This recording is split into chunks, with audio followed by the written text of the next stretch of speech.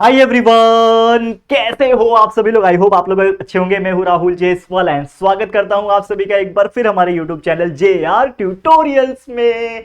तो सबसे पहली बात अगेन, जैसा कि आप जानते हो कि हमने रिवीजन क्रैश कोर्स सभी स्टैंडर्ड के लिए यानी 7th एंड 9th स्टैंडर्ड के लिए लॉन्च किया हुआ है, जिसको हम लोग RCC कहते हैं। मिड टर्म एग्जाम जो आपका हुआ था दिवाली के पहले वाला, उसमें भी कंटिन्यूस आपके लिए हमने पढ़ाया, रिवीजन कराया, जो भी चैप्टर्स आपको आने वाले थे। और अभी आने वाले समय में यानी सेकेंड यूनिट टेस्ट और आपके फाइनल एग्जाम में जो भी आपके चैप्टर्स आएंगे उसको भी रिवाइज कराने के लिए तैयार हूं। ठीक है, तो हमारा chapter number 11 reflection of light 9 science के लिए हमारा रिवीजन चल रहा था। एक लेक्चर ऑलरेडी बना दिया हूं जिसमें हाफ चैप्टर को हमने रिवाइज करा दिया, और आज जो बचे कुछ टॉपिक्स है उसको भी हम फटाफट से रिवाइज करा देंगे। लेकिन सबसे इंपॉर्टेंट चीज ये भी है कि हमने पूरा सिलेबस के लेक्चर बाय लेक्चर वीडियोस पहले ही बना के रखे हुए हैं। मतलब ये तो रिवीजन वीडियोस है, लेकिन आपको हर एक टॉपिक को अगर डिटेल में स्टडी करना है तो आप हमारे लेक्चर वीडियोस देख सकते हो, जो कि इसी चैनल के ऊपर फ्री ऑफ कॉस्ट प्रेजेंट है। बेहतरीन तरीके से हमने पढ़ाया हुआ है, काफी अच्छे व्यूज आपने दिए हैं, सब पे लगभग 5, 10 लाख, 20 लाख इस प्रकार के व्यूज प्रेजेंट है। तो आप जाके चेकआउट कर लेना और एक बार देख लेना। 9 स्टैंडर्ड साइंस, मैथ्स, SST हर एक चीज मैंने पढ़ा रखा है। प्लेलिस्ट में आपको फोल्डर्स के हिसाब से सब्जेक्ट देखने मिल जाएंगे, या तो आप डायरेक्ट यूट्यूब पे सर्च करो तो भी हमारे वीडियोस आपको देखने मिल जाएंगे। तो keep watching, keep learning hard. हम तो हैं ही आपके लिए मेहनत करने के लिए, लगातार और भी अच्छे तरीके से काम करते रहेंगे। चलिए शुरुआत करेंगे आज के इस टॉपिक की। लेकिन एक सबसे इंपॉर्टेंट चीज ये है कि आपने अगर हमारे ऐप को डाउनलोड नहीं किया है तो कर लो, क्योंकि हम प्लानिंग कर रहे हैं कि आपके जो हैंड रिटन नोट्स होंगे ना, हम वहां पे फ्री ऑफ कॉस्ट डालेंगे। तो वो आप डाउनलोड करके रख लेना, लिंक डिस्क्रिप्शन में दिया हुआ है, या तो डायरेक्ट प्ले स्टोर पे जाके JR ट्यूटोरियल्स टाइप करोगे तो मिल जाएगा। लगभग 1 लाख लोगों ने डाउनलोड करके इंस्टॉल करके रख लिया है यार, तो आप भी कर लो। ठीक है, चलिए। तो हमने प्रीवियस लेक्चर में क्या क्या देखा था, मतलब जो हमारा रिवीजन था, हमने उसमें आपको बताया था कि यार मिरर क्या होता है, उसके कौन कौन से टाइप्स होते हैं। फिर हमने नंबर ऑफ इमेज फॉर्मेशन, जो कि सबसे इंपॉर्टेंट टॉपिक है इस चैप्टर का, कि कितने इमेज बनेंगे। तो मैंने आपको बोला था कमेंट करना, तो सभी लोग ने अच्छा अच्छा कमेंट किया कि मैंने होमवर्क के तौर पे आपको दिया था कि अगर एंगल 45 डिग्री है तो कितने इमेजेस बनते हैं, और एंगल 30 डिग्री है तो आपने बताया था। बहुत अच्छा लगा मुझे आप लोग का रिस्पॉन्स देख के। फिर हमने देखा था स्पेरिकल मिरर क्या होता है, ये हमने देखा था, जिसमें हमने देखा कॉन्केव मिरर होता है, कॉन्वेक्स मिरर होता है, ये हमने स्टडी कर लिया था। आज हम स्टडी करेंगे कि जो भी स्पेरिकल मिरर है उसके कौन कौन से टर्म्स होते हैं। तो यहां पे आपको एक डायग्राम दिख रहा होगा, that represents the spherical mirror. ये आपको एक गोल सा मिरर दिख रहा है, जैसे मैंने आपको बताया था। कैसे याद रखोगे कौन सा कॉन्वेक्स है कौन सा कॉन्केव है। कॉन्वेक्स मतलब पेटूराम, ठीक है, मतलब अगर उसका जो रिफ्लेक्टिंग सरफेस है वो अगर बाहर का है, यानी इस तरफ वाला है, जो पेट भरा रहता है ना पेटूराम, तो वो है, तो वो कॉन्वेक्स है। अंदर की तरफ से यानी कि इस तरफ से, अंदर की तरफ से रिफ्लेक्ट हो रहा है तो वो हो जाएगा आपके लिए कॉन्केव मिरर। ठीक है, तो वो हम लोग ने आपको ऑलरेडी पिछले लेक्चर में यानी रिवीजन लेक्चर में बताया था। तो आज हम देखेंगे कुछ टर्म्स। तो सबसे पहले ये फिगर आपको देखने मिल जा रहा होगा, this is my spherical mirror, you can see that. अब यहां पे तीन या चार सबसे इंपॉर्टेंट चीज ये है कि मान लो कि ये आपका पूरे स्पेरिकल मिरर का एक सेंटर पॉइंट होगा। ठीक है, क्या होगा, पूरे सर्कल का यानी पूरे स्पेरिकल मिरर का एक सेंटर पॉइंट होगा। इसको हम लोग बोलते हैं सेंटर ऑफ कर्वेचर। ये आपको ध्यान में रखना है, क्या बोलते हैं, सेंटर ऑफ कर्वेचर। तो डेफिनेशन पूछता है कभी कभी, या फिर एग्जाम में क्वेश्चन पूछता है कि explain the various terms of a spherical mirror, तो ये उसके टर्म्स है। इसको आपको बाय हार्ट करो, जो मैंने शॉर्ट में लिखा हुआ है। वैसे तो लेंथी है, लेकिन मैंने जो जितना जरूरत है याद रखने की उतना आपके लिए मैंने लिख के लाया हुआ है, तो आप इसको देख के याद कर सकते हो। इस प्रकार भी अगर याद करोगे, बस आपको इस सेंटेंस बना के लिखना है, बाकी एग्जाम में मार्क्स मिल जाएंगे। तो सबसे पहले कैसे याद रखोगे, क्या याद रखोगे कि आपका ये स्पेरिकल है मिरर, उसका सबसे बीच का जो पॉइंट होगा जिससे आपका सर्कल बनेगा, that is nothing but the centre of curvature. क्या है, उस कर्वेचर का सेंटर पॉइंट है, जिसको C से डिनोट किया जाता है, याद रखना। ठीक है, ये हो गया। अब एक और सबसे इंपॉर्टेंट चीज होगा कि जब आप सेंटर से कोई भी सर्कल को बनाते हो तो उसका एक रेडियस बनता है। तो आपको यहां पे 2 रेडियस दिख रहे हैं, एक तो ये एक दिख रहा है रेडियस, और एक ये रेडियस दिख रहा है। Radius is nothing but centre से लेके पूरे सर्कल पे कहीं पे भी बनाओ तो उसको रेडियस बोलते हैं। तो उसको बोलेंगे हम लोग रेडियस ऑफ कर्वेचर, याद रखना।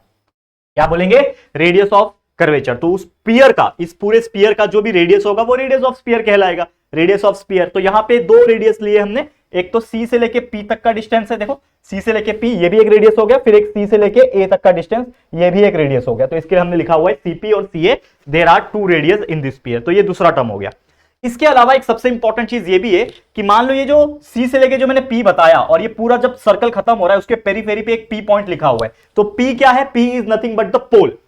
हर एक चीज का एक पोल होता है, जैसे हमारी पृथ्वी भी गोल है, स्पेरिकल है, गोल मतलब सर्कल नहीं, स्पेरिकल है, 3D में है, करेक्ट। तो उसके भी पोल्स है, हमने देखा ऊपर की तरफ जाओगे नॉर्थ पोल है, नीचे की तरफ साउथ पोल है। उसी प्रकार यहां पे भी एक पोल होता है, जो कि क्या है, सेंटर ऑफ मिरर सरफेस, यानी कि उस पूरे मिरर का, जो भी मिरर होगा, अगर बाहर से पकड़ू कॉन्वेक्स के लिए, अंदर से पकड़ू कॉन्केव के लिए, तो उसका जो सबसे सेंटर पॉइंट होगा मिरर सरफेस का, वो होगा मेरे लिए पोल, दैट इज P से उसको रिप्रेजेंट करते हैं। आप इसको याद में रखो, ठीक है, समझ में आ रहा है। ये हो गया 3 चीज, बहुत इजी है, इसको याद रखना, बहुत ही अच्छी तरीके से रिवाइज करा रहा हूं। वैसे डिटेल आप देखना चाहते हो एक एक पॉइंट, मतलब वैसे तो मैं पढ़ा ही रहा हूं पूरा, अगर आप कोई नया बच्चा है ना, उसने हमारे लेक्चर नहीं भी देखे तो भी ये देखोगे तो भी समझ में आ जाएगा, लेकिन मेरा हमेशा रिकमेंडेशन रहेगा कि पहले लेक्चर वीडियो देखना, ठीक है, अच्छे से डिटेल में समझा है, उसके बाद ये रिवीजन देखना तो ज्यादा बेटर वे में समझ में आएगा।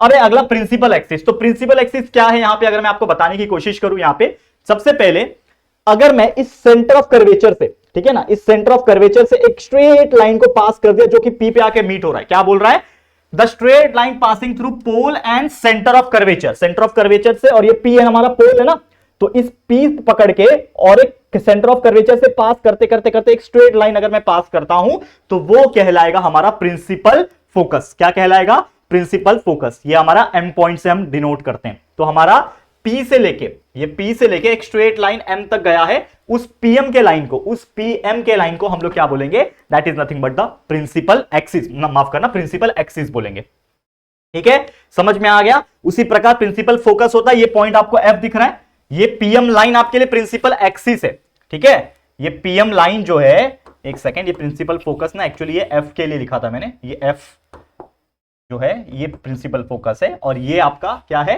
प्रिंसिपल एक्सिस है, ठीक है, प्रिंसिपल एक्सिस है, याद रखना। तो ये जो पी से लेके एम स्ट्रेट लाइन पास हुआ, ये आपका प्रिंसिपल एक्सिस है। यहां पे एक बीच में एफ पॉइंट दिख रहा है, वो आपके लिए प्रिंसिपल फोकस है। लेकिन है क्या ये प्रिंसिपल फोकस, तो ये एक ऐसा पॉइंट है प्रिंसिपल एक्सिस पे जिसपे पैरेलल लाइट रेज जो होंगे वो इंटरसेक्ट होंगे। मान लो कि यहां से एक लाइट आ रही है, यहां से एक लाइट आई तो यहां से जाके रिफ्लेक्ट हुई, यहां से एक लाइट आई यहां से जाके रिफ्लेक्ट हुई, तो इस कॉमन पॉइंट पे क्या बन रहा है, एक पॉइंट बन रहा है। मतलब अगर कभी भी कोई लाइट आ रही है, जैसे क्या बोल रहा है, ये एक ऐसा पॉइंट है प्रिंसिपल एक्सिस के ऊपर ही बन रहा है, पहली बात तो ये स्ट्रेट लाइन के ऊपर ही बन रहा है, तो ये ऐसा लाइट है जो लाइट रे से, इंसिडेंट रे ऑफ लाइट के पैरेलल होता है, जो इंटरसेक्ट करेगा या फिर उधर से ही एमर्ज करेगा रिफ्लेक्शन के बाद। तो देखो एक लाइन आया, यहां से रिफ्लेक्ट हुआ, यहां से भी एक लाइन आया, यहां से रिफ्लेक्ट हुआ, तो ये पॉइंट एफ पे बन रहा है, that is nothing but the principal focus. याद रखना, क्या बोलते हैं उसको हम लोग, प्रिंसिपल फोकस बोलते हैं। याद रहेगा, एफ का मतलब प्रिंसिपल फोकस, सबसे इंपॉर्टेंट चीज ये याद रखना। And last but not the list, एक होता है हमारा फोकल लेंथ। ठीक है, फोकल लेंथ क्या है, the distance between pole and principal focus. तो ये आपका पोल था, ये आपका प्रिंसिपल फोकस था, इन दोनों के बीच का डिस्टेंस को पीएफ बोलते हैं। तो पी से लेके एफ तक का डिस्टेंस, यानी पोल से लेके प्रिंसिपल फोकस का डिस्टेंस को बोलेंगे फोकल लेंथ, यानी फोकस का लेंथ, फोकल लेंथ। याद रहेगा, ये इतने टर्म्स अगर आप याद रखते हो तो ये क्वेश्चन अगर एग्जाम में आता, जो कि चांसेस ज्यादा है क्वेश्चन पूछने की, कि explain the various terms of spherical mirror, या फिर define centre of curvature, define radius of curvature, define focal length, define principal axis, जो भी है वो इसमें से आ सकता है। तो इसको दिमाग में रख लेना बहुत शॉर्टकट तरीके से और इजी तरीके से मैंने यहाँ पे आपको पढ़ाने और रिवाइज कराने की कोशिश की। उम्मीद करता हूं आपको समझ में आ गया होगा। चलिए अब अगले क्वेश्चन पे चलते हैं, मतलब अगले टॉपिक पे चलते हैं, जो कि मोस्ट इंपॉर्टेंट है रिफ्लेक्टेड रेज का। तीन कंडीशन यहां पे मैंने बनाई है रिफ्लेक्टेड रेज की। तो सबसे पहले मान लो कि ये मेरा क्या है, बताओ मुझे कौन सा मिरर है, कमेंट करके बताओ, पॉज करो, बताओ कौन सा मिरर है। कैसे पहचानोगे कौन सा मिरर है, सीधी सी बात है, आपको दिख रहा होगा कि ये एक कॉन्केव मिरर है, ये जो है ये कॉन्केव मिरर है, क्योंकि अंदर की तरफ से लाइट रिफ्लेक्ट हो रहा है। तो खाली पेट है, ये देखो खाली पेट, तो खाली पेट है मतलब अंदर की तरफ से लाइट रिफ्लेक्ट हो रहा है, तो ये कॉन्केव मिरर है। अगर इस तरफ, मतलब ये जो भरा हुआ पेट है, इस तरफ से लाइट रिफ्लेक्ट होता तो वो कॉन्वेक्स मिरर कहलाता। तो ये तीनों के तीनों कॉन्केव मिरर है, इसके कंडीशंस दिए हुए। कैसे दिए हुए यहां पे ध्यान देना। मान लो कि मेरा इंसिडेंट रे ऑफ लाइट इस तरीके से आ रहा है, इंसिडेंट रे मतलब लाइट जब आ रही होती है, इंसिडेंट रे आई बोलते हैं उसको। तो इंसिडेंट रे ऑफ लाइट आ रहा है, इस कॉन्केव मिरर पे टकराया और जाके क्या होगा, रिफ्लेक्ट होगा। तो टकराया और रिफ्लेक्ट हुआ, और रिफ्लेक्ट हुआ तो कहां से पास हुआ, फोकस से पास हुआ, क्योंकि हमने अभी स्टडी किया फोकस से पास होता है। तो इंसिडेंट रे ऑफ लाइट आया और फोकस से पास हो गया, ये क्या हो गया, रिफ्लेक्ट हो गया, तो ये रिफ्लेक्टेड रे हो गया।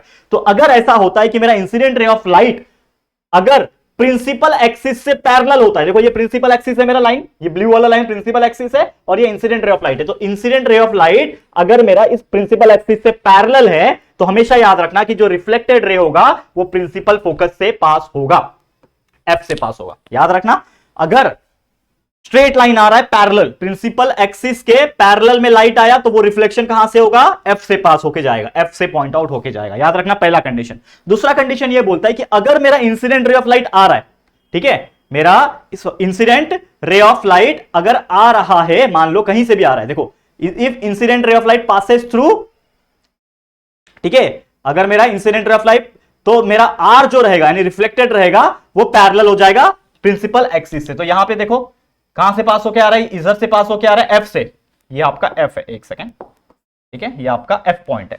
तो अगर फोकस से आ रहा है, मान लो फोकस से ही पास होके आ रहा है, तो हमारा जो आर रहेगा वो क्या हो जाएगा, पैरेलल हो जाएगा। याद रहेगा ये सब चीजें, बहुत ईजी है दोस्तों, ठीक है ना, समझ में आ रहा है। तो अगर वो फोकस से पास होके आ रहा है, पहला कंडीशन क्या था कि अगर वो पैरेलल आ रहा है तो फोकस से पास होके जाएगा रिफ्लेक्शन, अगर वो फोकस से ही पास होके इंसिडेंट लाइट आ रहा है तो रिफ्लेक्ट हो जाएगा पैरेलल। समझ में आ रहा है, ये दोनों एक दूसरे के उल्टा है। अब तीसरा कंडीशन ये है कि मान लो कि मेरा जो इंसिडेंट रे ऑफ लाइट आ रहा है वो सेंटर ऑफ कर्वेचर से आ रहा है, सी से, सेंटर ऑफ कर्वेचर से आया आया आया और टकराया मिरर पे। तो इस केस में क्या होता है, जिस रास्ते से वो आ रहा है उसी रास्ते से वापस से वो उसका रिफ्लेक्शन हो जाएगा, यानी इधर से आई आया, इधर से वापस से आर बनके वो जाएगा। तो यानी अगर आई यानी incident ray of light passes through C यानी centre of curvature, reflected ray traces same path back यानी उसकी उसी रास्ते से वापस जाएगा। तो जिस रास्ते से वो आया सी से गुजर के उसी रास्ते से वापस से चला जाएगा। And this conditions concave mirror में आपको बहुत अच्छी तरीके से याद रखना है। क्वेश्चंस पूछने के चांसेस कम है, लेकिन फिर भी कुछ बना के पूछ सकता है कि write down the condition for the reflected rays.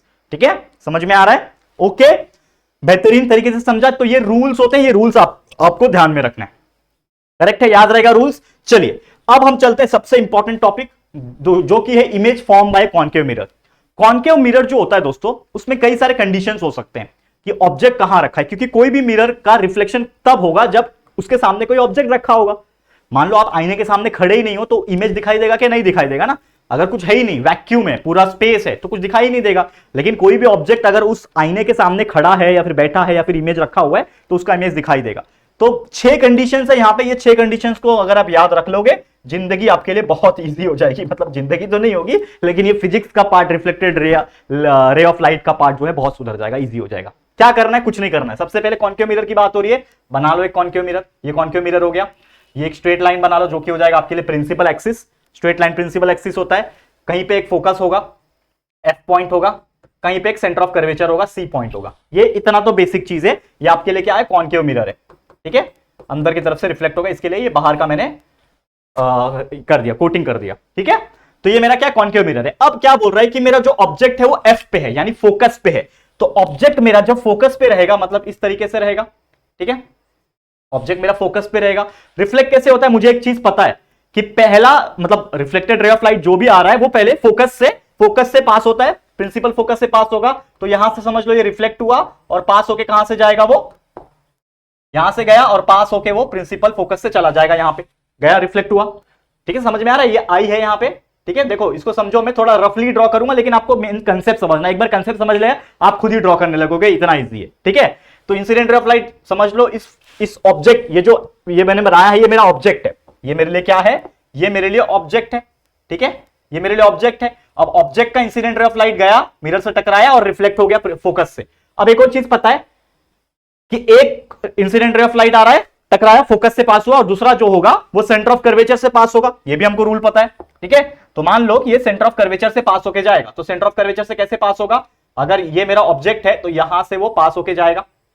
ठीक है, यहां से पास होके जाएगा और ये यहां पे टकरा रहा होगा। ठीक है, ये मेरा इंसिडेंट रे ऑफ लाइट। तो अगर आप देखोगे कि यहां पे पास होके जा रहा है, मतलब ऑब्जेक्ट अगर मेरा फोकस पे है, अगर आप ध्यान दो, ऑब्जेक्ट मेरा क्या है, फोकस पे है, तो ये जो लाइन आ रही है, मतलब रिफ्लेक्टेड वाली लाइन आ रही है, ये भी मेरा आर है, ये भी मेरा आर है। तो ये आपस में टकरा रहे हैं क्या कहीं पे जाके, नहीं, स्ट्रेट लाइन बन के जा रहे, जाते जा रहे, मतलब मुझे पता नहीं कहां पे टकराएंगे। तो मेन मकसद क्या है हमारा, बताना कि भैया इसका इमेज कहां फॉर्म होगा। ठीक है, इमेज फॉर्मेशन कहां होगा। इसको थोड़ा मैं और ऊपर लेता हूं, एक सेकेंड। तो इस केस में हम लोग क्या बोलेंगे, इमेज फॉर्मेशन कहां होगा, इमेज फॉर्मेशन मुझे बताओ कहां होगा, इमेज फॉर्मेशन कहां हो रहा है, क्योंकि देखो ये रिफ्लेक्टेड रे ऑफ लाइट आया तभी तो इमेज बनेगा ना। तो ये इमेज फॉर्मेशन कहां होगा, ये कहीं होगा ही नहीं, जाते जा रहा है, रिफ्लेक्टेड दो लाइट बनती जा रही है, जैसे रेलवे ट्रैक होती है, आपस में कभी मिटती नहीं है, मतलब मिलती नहीं है, वैसे ये नहीं मिलेगी। तो ऑब्वियसली कि मेरा जो इमेज फॉर्मेशन होगा मुझे पता नहीं है, तो ये क्या हो जाएगा, मेरे लिए इंफिनिटी हो जाएगा। याद रखना, इमेज फॉर्मेशन इंफिनिटी हो जाएगा। और एक और कंसेप्ट याद रखो, क्या, एक और कंसेप्ट ये याद रखोगे, कभी भी ध्यान देना इस चीज को, रेड कलर लेता हूं, कभी भी एक चीज याद रखना, मिरर है, कॉन्केव मिरर है, अगर मिरर के इस तरफ बन रहा है तो इमेज जो बनेगा वो वर्चुअल बनेगा, मतलब रियल नहीं है वो। और ऑब्वियसली इस तरफ बनेगा तो वो रियल इमेज बनेगा, क्योंकि ऑब्वियसली सामने सामने मिरर जो मिरर के इमेज बनता है वो रियल इमेज होता है। अब यहां पे मान लो जो मैं बता रहा था आपको कि भाई इमेज फॉर्मेशन तो इंफिनिटी है, लेकिन उस इमेज का नेचर क्या रहेगा ये भी बताना जरूरी होता है।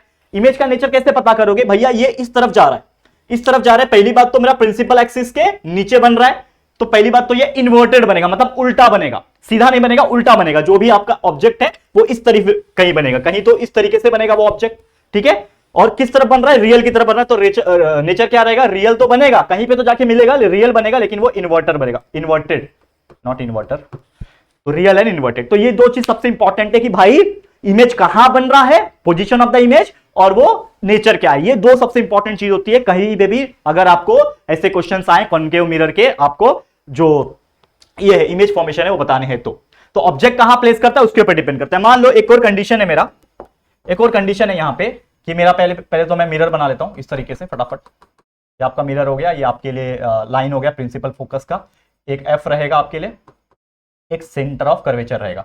तो इसमें बोल रहा है सी एंड एफ के बीच में मेरा इमेज है, मतलब सेंटर ऑफ कर्वेचर और फोकस के बीच में मेरा क्या है, फोकस है, माफ करना ऑब्जेक्ट है, ठीक है। तो पहली बात तो इसका जो ये बनेगा रिफ्लेक्शन जो होगा वो पहले तो इधर जाएगा और एफ से टकरा के गया, ठीक है। और दूसरा ये जो ऑब्जेक्ट है ये सी से टकरा के ही जाएगा, ये जो ऑब्जेक्ट है ये क्या जाएगा, सी से ही टकरा के जाएगा, ठीक है। एक सेकेंड, ठीक है। तो यहां पे अगर आप देखोगे बिटवीन सी एंड एफ जो था, तो कहीं ना कहीं मेरा एक पॉइंट ऐसा आएगा जहां पे वो टकराएगा। तो मुझे बताओ इस चीज का पोजीशन क्या रहेगा, इमेज पोजीशन। डायरेक्ट मैं शॉर्टकट लिखूंगा, इमेज लिखता हूं खाली, इमेज पोजीशन या फिर इमेज लिखता हूं। तो इमेज कहां बन रहा है, इमेज बन रहा है मेरा किस तरफ बन रहा है, अगर आप देखोगे तो नीचे की तरफ बन रहा है। मतलब मेरा अगर पॉइंट सी और एफ के बीच में है, यानी सेंटर ऑफ कर्वेचर और फोकस के बीच में है, ठीक है, तो आपका जो इमेज बनेगा वो आपका सेंटर ऑफ कर्वेचर के किस तरफ बन रहा है, इस तरफ बन रहा है, मतलब बियॉन्ड सी, सी के इस तरफ बन रहा है। क्योंकि ये तो मुझे पता ही नहीं था ना, अगर आप देखोगे आप बोलोगे कि सर ये और ये में फर्क क्या है, तो ये तो मीट ही नहीं हो रहे, ये दो लाइन आपस में मीट नहीं हो रहे, तो मैं कैसे बता सकता हूं कि कहां मीट हो रहा है, बराबर ना। इमेज कहां बनेगा मैं कैसे बताऊं, इसके लिए मैंने इन्फिनिटी लिखा, लेकिन ये तो मुझे पता है कि यहां पे आके मीट हो गया। तो ये सी पॉइंट जो है मेरा सेंटर ऑफ कर्वेचर के पीछे बन रहा है, यानी बियॉन्ड, तो बियॉन्ड सी में लिख सकता हूं। इसका नेचर क्या रहेगा कौन बताएगा, सेम नेचर क्या रहेगा, एक तो प्रिंसिपल एक्सिस के नीचे बन रहा है मतलब इन्वर्टेड रहेगा, और इस तरफ बन रहा है, अगर इधर बनता तो वर्चुअल होता, इधर होता है रियल, तो ये भी हो गया रियल एंड इन्वर्टेड। तो इस तरीके से आपको ये चीज समझना है, बहुत इजी है। ये सब चीज मैं रफ रफ बना रहा हूं, आप लोग प्रॉपर स्केल पेंसिल की हेल्प से बनाओगे, मैं थोड़ा रफली बना रहा हूं, बस समझाना है मेरा मेन मकसद, और रिवीजन चल रहा है ना आप लोग का, इसलिए। एक और चीज है बियॉन्ड सी, मतलब मान लो मेरा सेम मैंने ले लिया कॉन्केव मिरर, प्रिंसिपल एक्सिस, एक पॉइंट रहेगा मेरा एफ पॉइंट, एक पॉइंट रहेगा मेरा सेंटर ऑफ कर्वेचर, ठीक है। यहां पे बोल रहा है कि मेरा जो इमेज है वो बियॉन्ड सी है, मतलब इमेज जो था वो इधर रखा हुआ है सी के पीछे, बराबर। इमेज जो है मेरा सी के पीछे रखा हुआ है। अब मुझे बताओ इसका रिफ्लेक्शन कैसे होगा, ये यहां पे जाएगा, एफ से टकराएगा, ठीक है, समझ में आ रहा है, और ये डायरेक्ट सी से ऐसा टकराएगा, समझ में आ रहा है कि नहीं आ रहा है। जैसे मैंने आपको ये रूल बताया ना अभी अभी, ये देखो सी से टकराया, इधर पे रहेगा, वापस से चला जाएगा, तो ये इधर से आया और इसी के अंदर चला जाएगा, ठीक है। कहां पे मीट हो रहा है पॉइंट, यहां पे मीट हो रहा है, तो मेरा जो इमेज बनेगा, जैसे ये इमेज कहां बन रहा, यहां पे बना, ठीक है, वैसे ये जो इमेज बना वो कहां बना, ऐसा बना, ठीक है। तो इसके लिए मेरा इमेज का पोजीशन क्या रहेगा बताओ, इमेज का पोजीशन कहां बन रहा है, बताओ कहां बन रहा है, इमेज का पोजीशन बन रहा है बिटवीन सी एंड एफ, यानी कि मेरा जो सेंटर ऑफ कर्वेचर है, ठीक है ना, सेंटर ऑफ कर्वेचर है और फोकल लेंथ है। अब देखो ये सी है ये एफ है, तो between C and F, centre of curvature and focal, principal focus है उसके बीच में बन रहा है। नेचर क्या रहेगा बताओ, नेचर, यही दो चीज बताना होता है आपको। नेचर क्या है, इस इमेज का नेचर क्या रहेगा, पहली बात तो उल्टा है मतलब इन्वर्टेड है, और ये हमारे देखो यहां पे ये इस मिरर के इस तरफ ही है मतलब रियल है, तो पहली बात तो यहां पे भी आ जाएगा रियल इमेज और साथ में इन्वर्टेड इमेज। समझ में आ रहा है, बहुत इजी है, तीनों के तीनों रियल बनेंगे और इन्वर्टेड इमेज बनेंगे। अगला क्वेश्चन, अगला मतलब कंडीशन।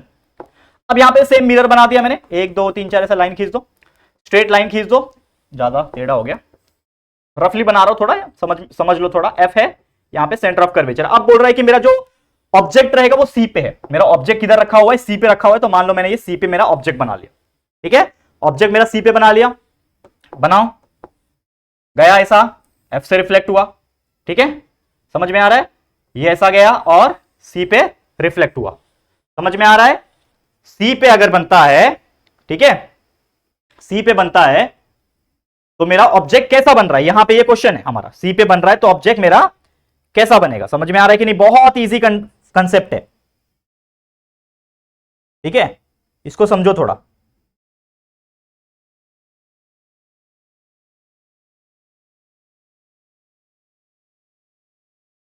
देखो यहां पे ना, ये मेरा एफ से तो पास होके जा रहा है, चलो ये एक चीज मुझे समझ में आ गया कि भाई ये मेरा एफ से पास होके जा रहा है। ओके, दूसरा वाला कंडीशन एक बार मैं चेकआउट कर लेता हूं, ठीक है।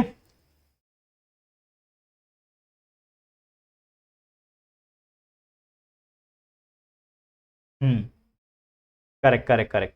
तो अगर ना यहां पे एक सेकंड रुक जाओ, थोड़ा सा मुझे भी कंफ्यूजन हो गया था। अब यहां पे अगर आप देखोगे मेरा सी पे इमेज है, एक तो भाई मेरा यहां पे गया लाइन, एक यहां पे पास होके चला गया, ठीक है, समझ में आ रहा है? एक तो मेरा यहां गया और यहां से पास होके चला गया। और दूसरा अगर आप ध्यान से देखो, ध्यान से देखो, इसमें आपको मैं बताने की कोशिश करता हूं कि जो मेरा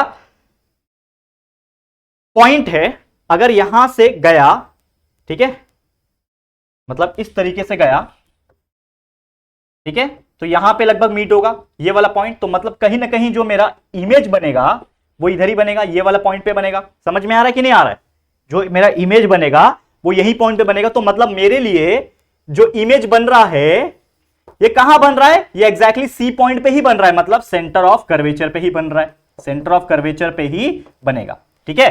तो ऑब्जेक्ट अगर सी पे है तो इमेज जो बनेगा वो भी सी पे ही बनेगा। और इसका नेचर क्या रहेगा वो समझ लो। नेचर ऑब्वियसली क्या रहेगा, इधर बन रहा है तो रियल है, और उल्टा बन रहा है मतलब इन्वर्टेड है, तो ये भी रियल एंड इन्वर्टेड, कोई प्रॉब्लम नहीं। यहां तक समझ में आया? कोई दिक्कत नहीं है। अब मेरा इंफिनिटी पे आ गया, ठीक है, इसको समझते हैं हम लोग कि मान लो कि मेरे लिए जो ऑब्जेक्ट है वो क्या है, इंफिनिटी पे है, ठीक है, इसको समझो हम लोग।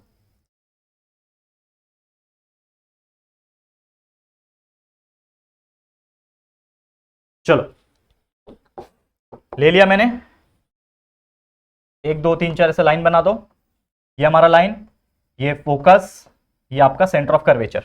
अब देखो मेरा जो ऑब्जेक्ट है मेरे को पता नहीं है कहां पे, मेरा जो ऑब्जेक्ट है वो मुझे पता नहीं है कहां पे, कहीं पे होगा मुझे पता नहीं है, तो उसकी तरफ से क्या आएगा, एक इंसिडेंट रे ऑफ लाइट आएगा। पहले बात तो प्रिंसिपल फोकस से टकरा के नीचे की तरफ गया, ठीक है, ये आपको ध्यान में रखना है, इंफिनिटी पे था, ठीक है। और दूसरा मान लो कि कहीं से आ रहा है, टकरा के सेंटर ऑफ कर्वेचर से जा रहा है, ठीक है, टकरा के कहां से गया, सेंटर ऑफ कर्वेचर से जा रहा है। तो यहां पे मैं क्या बोल सकता हूं, क्या बोल सकता हूं यहां पे, अगर मेरा इमेज जो बनेगा, एक सेकेंड, ये यहां से गया और एफ से ही टकराएगा, तो यहां पे ही बनेगा इमेज, फोकस पे ही बनेगा। तो ये मेरे लिए क्या हो जाएगा, इमेज जो बनेगा वो फोकस पे ही बनेगा, और नेचर जो रहेगा वो अगेन रहेगा रियल, इस तरफ है रियल रहेगा, एंड इन्वर्टेड ही रहेगा, उल्टा बनेगा, पॉइंट पे ही बनेगा, मतलब पॉइंट इमेज बनता है पहली बात तो। यहां पे जो बनेगा वो आपके लिए क्या बनेगा, पॉइंट इमेज ही बनेगा, ठीक है। एक लास्ट कंडीशन है, इसको भी देख लेते हैं फटाफट से। मान लो कि ये आपका इमेज है, स्ट्रेट लाइन ले लिया मैंने, फोकस पॉइंट ले लिया, एक कर्वेचर ले लिया, centre of curvature, P and F के बीच में, यहां पे पी होता है, पी यहां पे होता है, पोल यहां पे होता है, मेरा जो इमेज है वो यहां पे रखा हुआ है, इसके बीच में एफ और पी, पी और एफ के बीच में रखा हुआ है, ठीक है। तो यहां से यहां से गया,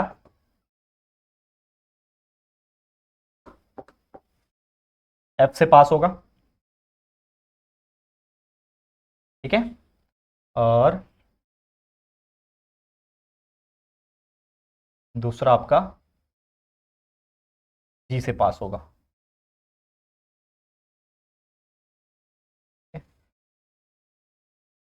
तो यहां पे अगर आप देखो ध्यान से, इस चीज को समझो कि ये जो पॉइंट आ रहे हैं ये ऐसा होते जा रहा है, ये जो रिफ्लेक्टेड रे ऑफ लाइट आ रहा है वो ऐसा होते जा रहा है, इसका मतलब ये कभी मीट नहीं होगा, लेकिन ये इसका चांसेस है कि ये मीट हो, ये इसका चांस है कि ये मीट हो, कहीं पे भी जाके ये मीट होगा। तो यहां पे आपका इमेज बनेगा, मतलब जो इमेज आपका बनेगा वो लगभग यहां कहीं पे बनेगा, ठीक है, यहां पे कहीं पे भी बनेगा। तो मेरे लिए जो इमेज बनेगा वो कहां बनेगा, इमेज जो बनेगा वो हम लोग बोल सकते हैं पी के आगे बनेगा। तो इसको मैं कैसे लिखूंगा, पी के आगे, जैसे यहां पे मैंने इंफिनिटी लिखा वैसे ही जो मेरा इमेज बनेगा क्या बनेगा, पी के इस तरफ बनेगा। तो मेरे लिए बताओ कि ये मेरे लिए पी मतलब क्या है, पोल है, मतलब मिरर है, तो मिरर के इस तरफ रियल बनता है, इस तरफ क्या बनता है, वर्चुअल बनता है। तो पहली बात तो वर्चुअल का तो केस में नेचर में लिखूंगा कि नेचर क्या हो जाएगा, नेचर मेरे लिए हो जाएगा कि ये रियल इमेज नहीं बनेगा, ये वर्चुअल इमेज बनेगा और सीधा बनेगा, सीधा बन रहा है ना, देखो ये सीधा है, उल्टा नहीं है, तो ये virtual and erected, virtual and erect बनेगा। लेकिन ये कहां बन रहा है, ये मिरर के पीछे बन रहा है, यानी आप लिखो behind the mirror, behind the mirror. तो सिर्फ यही एक ऐसा कंडीशन है जिसमें अगर कोई ऑब्जेक्ट पोल और फोकस के बीच में रखा हो तो उस केस में क्या हो जाएगा कि जो मेरा इमेज रहेगा वो सीधा बनेगा और वर्चुअल बनेगा, मतलब रियल इमेज नहीं है, वो वर्चुअल बनेगा क्योंकि मिरर के पीछे बन रहा है ना, और इमेज जो है वो बिहाइंड द मिरर बनेगा। तो ये आपकी 6 कंडीशंस थे जो मैंने अपने एंड से समझाने की कोशिश की है। तो उम्मीद करता हूं कि आप लोग ये बहुत अच्छी तरीके से क्लियर हो गया होगा। इसको अच्छी तरीके से प्रैक्टिस कर लेना, जितना हो सके ऐसे क्वेश्चंस एग्जाम में आए जाते हैं, ठीक है, समझ में आ रहा है। चलो अब हम एक और टॉपिक लेते हैं जो कि मुझे लगता है इंपॉर्टेंट है, जो कि है दोस्तों divergence and convergence of light. Divergence and convergence बहुत सिंपल सा फंडा है। डाइवर्जेंस मतलब क्या होता है, डिवाइड होना, मतलब अगर कोई एक सोर्स ऑफ लाइट से आ रहा है और वो लाइट स्कैटर हो रहा है, डाइवर्ज हो रहा है, समझ में आ रहा है, तो उसको हम लोग डाइवर्जेंस ऑफ लाइट बोलेंगे। अब कन्वर्ज मतलब बहुत सारी जगह से लाइट आया और एक ही पॉइंट पे आके मिल गया, तो उसको हम लोग बोलेंगे कन्वर्जेंस ऑफ लाइट। तो क्वेश्चन या फिर डेफिनेशन कभी कभार पूछता है, इसको याद रख लेना। एक सबसे इंपॉर्टेंट चीज ये भी है मिरर फॉर्मूला। मिरर फॉर्मूला और मैग्निफिकेशन फॉर्मूला, ये दो बहुत इंपॉर्टेंट फॉर्मूला, इसके बेस पे न्यूमेरिकल्स पूछे जाते हैं, बट रेयर चांस है लेकिन पूछे जाते हैं। क्वेश्चन में लेकर आया हूं, आपके लिए सॉल्व कराऊंगा। तो 1/v plus 1/u is equal to 1/f is the formula for mirror formula. क्या क्या होता है, v का मतलब होता है दोस्तों इमेज ऑफ डिस्टेंस, ये 1/v, ये v का मतलब होता है इमेज का डिस्टेंस, कितने दूर पे है। ऑब्जेक्ट का डिस्टेंस u होता है और f मतलब तो मैंने आपको बताया था फोकल लेंथ होता है। वैसे मैग्निफिकेशन में क्या होता है, मैग्निफिकेशन m बोलते हैं, जिसमें h2/h1 होता है। h2 मतलब हाइट ऑफ इमेज, ठीक है, h2 is equal to height of image, और h1 जो होता है वो हाइट ऑफ ऑब्जेक्ट होता है। बाकी v/v तो आप जानते ही हो, ठीक है। तो ये फॉर्मूले के बेस पे, ये फॉर्मूले आपको बाय हार्ट कर लेना अच्छी तरीके से। ये फॉर्मूले के बेस पे एक क्वेश्चन को हम लोग सॉल्व करेंगे। चलो क्वेश्चन क्या बोल रहा है समझते हैं इसको। क्वेश्चन समझो क्या बोल रहा है, ए कॉन्वेक्स मिरर, क्या बोल रहा है आपको कि convex mirror has a focal length of 18 centimetre. क्या बोल रहा है गिवन में, लिख दो सबसे पहले, कभी भी कोई न्यूमेरिकल आया तो गिवन लिखने का। गिवन में क्या लिखोगे कि f यानी फोकल लेंथ आपको 18 सेंटीमीटर दिया हुआ है, ठीक है। The image of an object kept in front of mirror, मतलब जो ऑब्जेक्ट है किसका, सॉरी इमेज है जो ऑब्जेक्ट का, वो मिरर के सामने रखा हुआ है और उसका जो डिस्टेंस है is half the height of object, यानी कि जो आपका हाइट है किसका, इमेज का, ठीक है। याद रखो इस चीज को कि आपका जो इमेज है, देखो h2 इमेज का हाइट जो है h2 बोलते हैं, तो h2 जो है वो क्या है, is half the height of object, यानी कि ऑब्जेक्ट का हाइट का आधा। तो h2 इज इक्वल टू क्या हो जाएगा, h1/2 हो जाएगा, समझ में आ रहा है। तो h2 is equal to h1/2 ये आपको दिया हुआ है। क्वेश्चन आगे क्या बोलता है कि what is the distance of the object from the mirror. तो डिस्टेंस ऑफ ऑब्जेक्ट को क्या बोलते हैं हम लोग, ऑब्जेक्ट का डिस्टेंस को क्या बोलते हैं, u, यानी कि हम लोग को कैलकुलेट क्या करना है, u निकालना है। u is equal to question mark. Question आपको समझ में आ गया कि क्या दिया है, कैसे निकालेंगे, अब इसको सॉल्व करेंगे। चलो अब आपके लिए यह समझना इंपॉर्टेंट है कि हमको दिया क्या है, सिर्फ फोकल लेंथ दिया है, h2 दिया है और u दिया है, हमको u निकालना है। तो पहली बात तो u के लिए फॉर्मूला क्या है मेरा, u वाला केस में फॉर्मूला क्या है, मिरर फॉर्मूला है, जो कि है बाय मिरर फॉर्मूला। मेरा मिरर फॉर्मूला ये बोलता है कि 1/v plus 1/u is equal to 1/f। तो इसमें मुझे u का वैल्यू निकालना है, f का वैल्यू पता है, लेकिन ये जो v है ना इसका वैल्यू मैं जानता नहीं हूं। तो अगर मुझे ये नहीं पता है तो मैं ये वैल्यू कैसे निकाल सकता हूं, तो मैं इसको मान लेता हूं इक्वेशन नंबर 1 और अब थोड़ा सा दिमाग में लगाता हूं। हम लोग को एक चीज दिया है कि h2 is equal to h1/2 दिया है, तो यहां पे कहीं ना कहीं हमारा एक रिलेशन होता है, magnification m is equal to h2/h1 is equal to -v/v। तो हम इस कंडीशन का फायदा उठा सकते हैं जो कि है h2/h1 is equal to -v/v, ठीक है। We know by magnification formula, देखो ध्यान से, मैग्निफिकेशन फॉर्मूला क्या है, फॉर्मूला h2/h1, एक second, h1 is equal to -v/u, यही फॉर्मूला है, कहां गया, -v/u, यही फॉर्मूला है। अब मैं वैल्यू मेरे को डाल दूंगा, देखो h2/h1 is equal to -v/u है, तो मुझे h2 is equal to h1/2 पता है ना। अभी यहां पे अगर मैं इसको थोड़ा छेड़खानी करूं, देखो अगर ध्यान से इस चीज को समझो थोड़ा, इसको मैं थोड़ा बाजू करता हूं, यहां पे मैं थोड़ा सा छेड़खानी कर रहा हूं। क्या छेड़खानी कर रहा हूं, यहां पे देखो h2 is equal to h1/2 है। अगर मान लो ये 2 को मैं उधर भेज दूं, h1/h2 ले लूं, जो मुझे एक्चुअली पीछे h2/h1 ना, तो h1 को इधर भेज दूं तो ये क्या हो जाएगा, h2/h1 आ जाएगा और यहां पे आ जाएगा 1/2, समझ में आया मैंने क्या किया, इस H1 को H2 के नीचे भेज दिया, तो यहां पे कुछ नहीं मतलब 1 बचा, तो ये 1/2 बचा, तो H2/H1 इज इक्वल टू 1/2।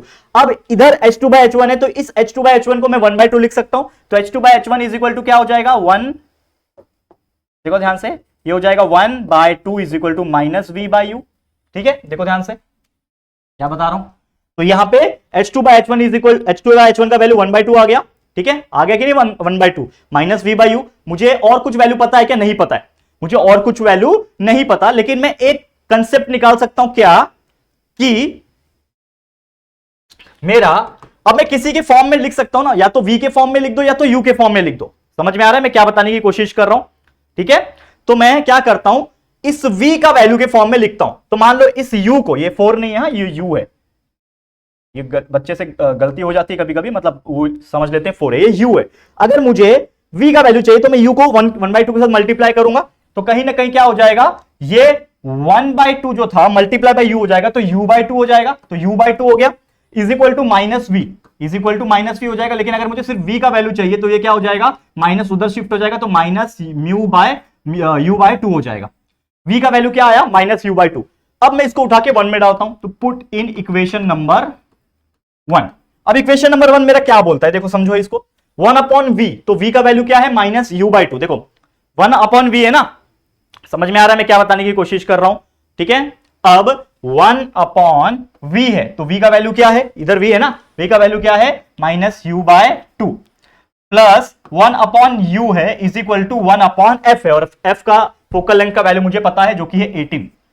ठीक है, ठीक है, समझ में आ रहा है। अब मैं ये सभी वैल्यू को या तो मैं उल्टा कर सकता हूं, या तो सभी वैल्यू को मैं क्या कर दूं, उल्टा कर दूं, या तो मैं सिंपली क्या कर सकता हूं, यहां पे देखो, यहां पे तो मैं अगर मैं उल्टा कर लो, मान लो, तो ये क्या हो जाएगा 2/-U, ये हो जाएगा 1/1/U, उल्टा हो जाएगा ना, ये क्या हो जाएगा, ये हो जाएगा U/1 और इज इक्वल टू 18 हो जाएगा।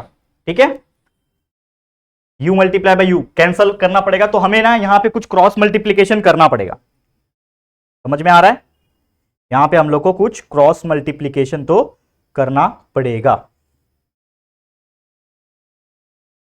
कैसे करें, हाँ इसको ऐसा लिख सकता हूं ना, हाँ मैंने देखो, मैं खुद ही थोड़ा गड़बड़ कर रहा हूं, यहां पे देखो मेरे से कुछ गड़बड़ हो रही है, ये 1/U/2 है, तो ये हो जाएगा ना -2/U हो जाएगा खुद ही, ये 1/U ऐसे का वैसे ही रहेगा, और ये 1/18 रहेगा। अब ये परफेक्ट है। ठीक है, यहां पे U कॉमन है। ठीक है, देखो यहां पे U कॉमन है ना, U कॉमन है, -2 + 1 इज इक्वल टू 1/18। ठीक है, अब ये क्या हो जाएगा, -2 + 1 -1 होता है, तो ये -1/U इज इक्वल टू 1/18, तो देयरफॉर उल्टा हो जाएगा, तो U इज इक्वल टू -18 हो जाएगा। तो हमारा वैल्यू आ गया। तो हमें जो क्वेश्चन पूछा था कि find what is the distance of object from mirror, तो देयरफॉर द डिस्टेंस, सेंटीमीटर लिख देना आगे, the distance of object from mirror is equal to 18 centimetre. This is your final answer. ठीक है, इजी क्वेश्चन है, थोड़ा कभी कभी आप कंफ्यूज हो जाओगे, ये सब चीज सिंप्लीफिकेशन में नॉर्मली मैथमेटिकल चीजें हैं, तो थोड़ा सा दिमाग लगा के आपको बस सिंप्लीफाई करना, आपका आंसर निकाल देना। ठीक है, आ गया आंसर, क्लियर है। तो उम्मीद करता हूं कि आप लोग को ये टॉपिक बेहतरीन तरीके से समझ में आ गया होगा, और इसी के साथ ये पूरा चैप्टर को हमने आज रिवाइज करा दिया है, जो भी टॉपिक्स बचे हुए थे बेहतरीन तरीके से, और उम्मीद करता हूं ये बेहतरीन तरीके से आपका रिवीजन हो गया होगा। बस अब इसके जो भी क्वेश्चन आंसर्स है, बाकी चीजें हैं, उसको लर्न करो, अच्छे से प्रैक्टिस करते रहो, keep watching and keep learning hard. All the very best.